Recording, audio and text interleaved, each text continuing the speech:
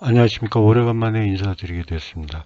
그동안은 이제, 소음진동 기본 이론 및 다양한 생활환경 소음 위주로 여러분들과 같이 알아보는 시간을 가졌는데요. 근본 이 시간부터는 자동차에서 발생되는 소음 진동 현상들에 대해서 여러분들과 함께 알아보도록 하겠습니다. 자동차에서 발생되는 소음 진동 현상들은 굉장히 이제 다양한데요. 그 각각에 대해서 명명이 되어 있고 하나하나 그 발생 원인서부터 대체까지 알아보는 그런 이제 시간을 가져보도록 하겠습니다. 오늘 그 첫 번째 시간인데요. 대표적인 이제 자동차의 소음 문제라고 할 수 있죠. 부밍 노이즈에 대해서 여러분들과 함께 알아보도록 하겠습니다. 부밍 노이즈는 주행 및 아이들 시 고막을 압박하는 느낌을 받는 소음을 얘기를 합니다. 그래서 이제 보통 붕 하고 이제 표현을 하는데요. 가장 중요한 거는 이제 압박을 받는 느낌이 있다는 거죠. 그래서 이제 굉장히 이제 불쾌하게 느낄 수 있습니다. 그래서 주행 시에도 발생하고요. 아이들 시는 이제 정차 시에 이제 뭐 어떤 신호 대기 시라든지 이런 이제 정차 상태를 얘기하는 거죠.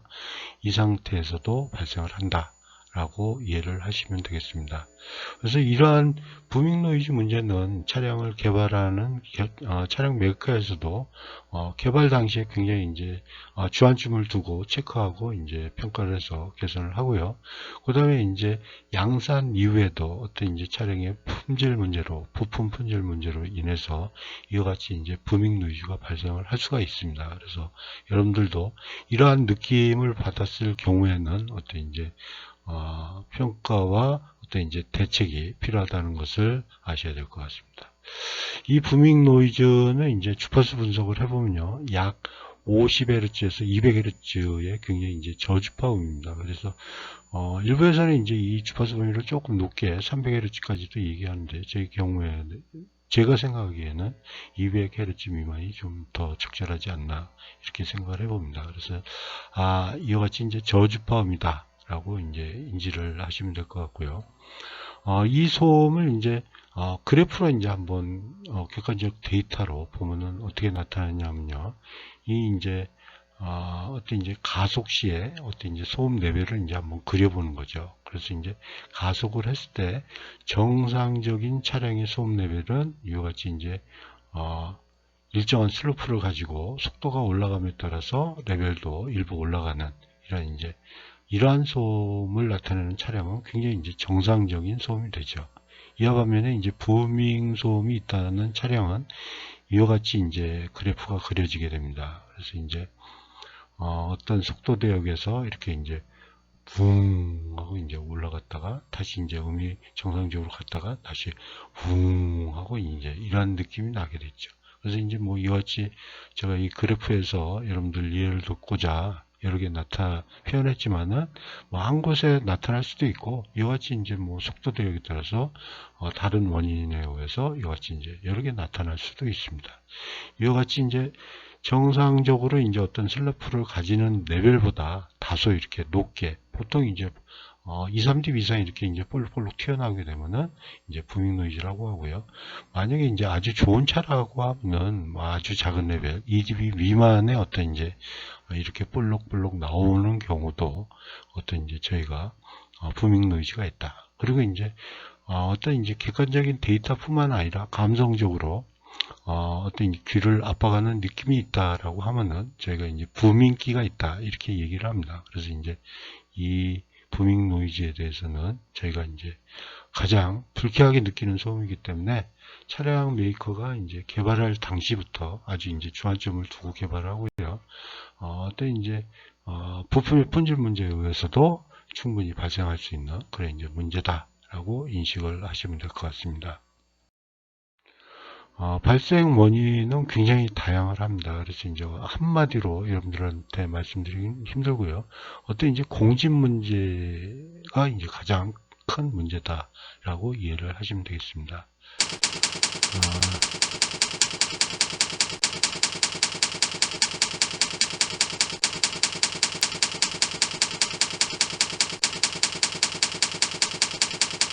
지금 여기에 이제 글로 표현한 내용들은 제가 이제 생각하기에 가장 이제 대표적인 발생 원인으로 이제 말씀드릴 수 있는 사항입니다. 그래서 이제 엔진 폭발 성분과 흡배기계, 구동계, 차체 등의 어떤 이제 부품 공진에 의해서 엔진의 폭발 성분이라고 하면은 이제 사기통 엔진의 경우에는 C2 성분, 6기통은 C3 성분 이렇게 얘기를 하죠. 이런 성분들과 이런 이제 시스템과의 부품 공진에 의해서 이제 발생되기도 하고요.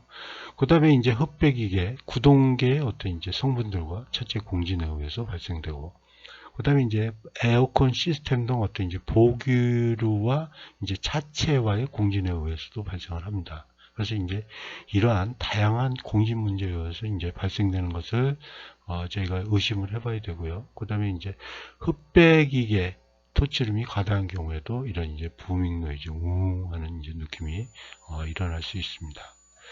그래서 대표적인 예를 하나 들어서 이제 설명을 해보겠습니다. 그래서 이와 같이 이제 차량이 있고요, 엔진이 있습니다. 그래서 엔진은 소음 진동원이 되죠. 그래서 이제 어떤 가진력이 발생되고요. 만약에 이 배기 시스템과 공진이 일어난다라고 하면은 이 배기계가 크게 떨게 되겠죠. 그래서 이제 이 크게 떨게 되면은 이 배기 마운트를 통해서 차체로 이제 전달되게 됩니다. 이 전달된 어떤 힘은 이 차체가 발음부가 돼서 진동체가 돼서 부밍 노이즈를 발생하게 되는 그런 이제 환의 원인이 될 수 있습니다. 그래서 이 그림을 보면 이제 뭐 차체 전체가 떨 수도 있는데요.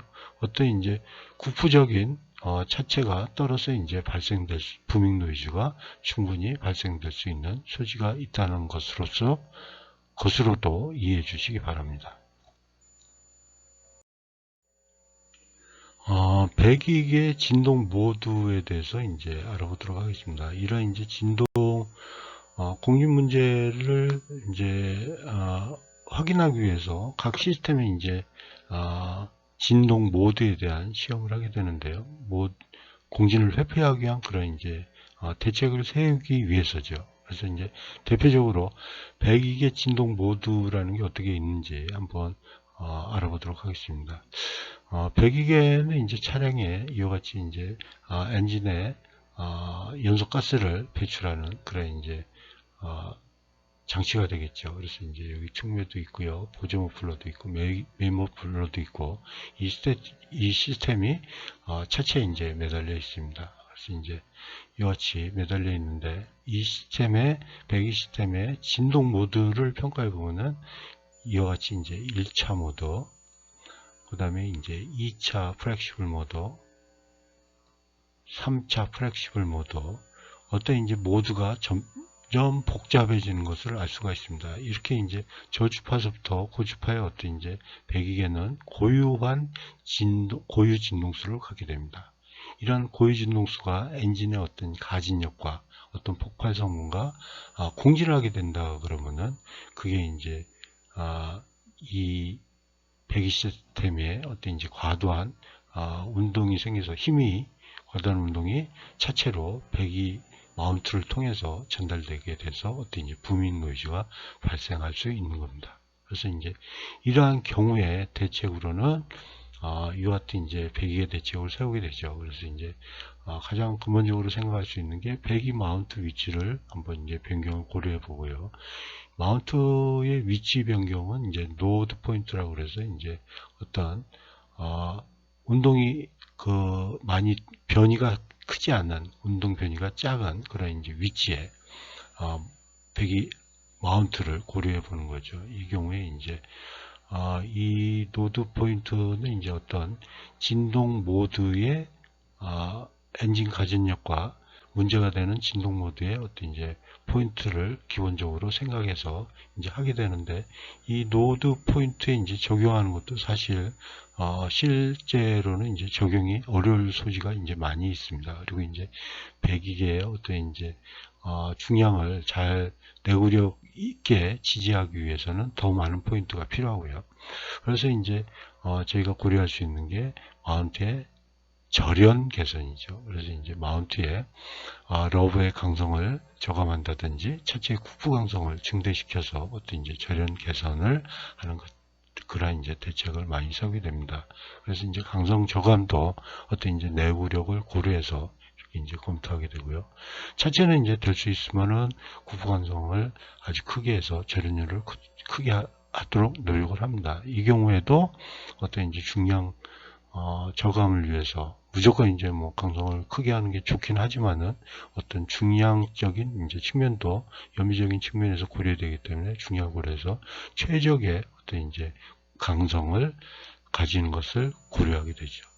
또 하나의 대책은 이제 댐퍼를 적용하게 됩니다. 그래서 이제 댐퍼는 이제 매스 댐퍼와 다이내믹 댐퍼가 있다라고 이제 말씀을 드렸는데, 이러한 배기 시스템의 어떤 이제 고위 진동수를 변경하기 위해서 이제 매스 댐퍼와 다이나믹 댐퍼를 적용해서 공진을 회피하는 대책을 사용하고 있습니다.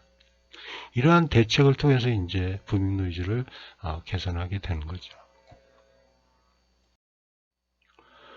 이러한 이제 부밍 노이즈를 이제 평가하기 위해서는 뭐 제가 초기에 말씀드린 것처럼 원인이 굉장히 다양하기 때문에 평가를 다양하게 해봐야 됩니다. 그래서 대표적인 평가 내용들에 대해서 한번 알아보도록 하겠습니다.